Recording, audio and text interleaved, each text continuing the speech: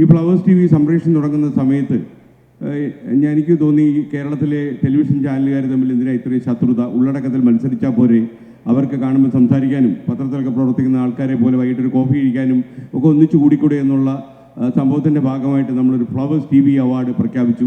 അതിലൂടെ നമ്മൾ കുറേ ആൾക്കാരെ ആദരിക്കാൻ ശ്രമിച്ചു. കുറേ ചാനലുകാർ വന്നു, കുറച്ച് ചാനലുകാർ വന്നില്ല.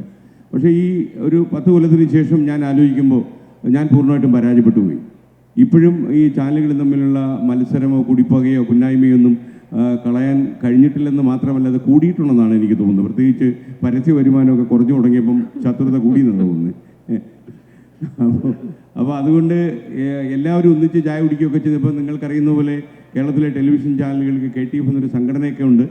സംഘടനയിലൊക്കെ പോയിരുന്ന് ചായ കുടിക്കുന്നതൊക്കെ ഉണ്ട്. എന്നാൽ പോലും ആ ഒരു ആത്മബന്ധം ഉണ്ടാക്കാൻ കഴിഞ്ഞിട്ടുണ്ടോ എന്നറിയില്ല. കാരണം മുഖ്യമന്ത്രിയും പ്രതിപക്ഷ നേതാവും തമ്മിൽ ഒന്നിച്ച് ചായ കുടിക്കുകയും സംസാരിക്കുകയും ഒക്കെ ചെയ്യുന്ന ഒരു സാഹചര്യമുള്ള ഒരു നാട്ടിൽ നമുക്കെന്തുകൊണ്ട് അതൊക്കെ കഴിയുന്നില്ല എന്നുള്ളതൊരു ചോദ്യചിഹ്നം തന്നെയാണ്. അപ്പോൾ അതിന് അമൃത TV നടത്തിയൊരു ചുവടുവയ്പ്പായിട്ടാണ് ഞാനിതിനെ കാണുന്നത്. എന്തായാലും വളരെ നന്നായി.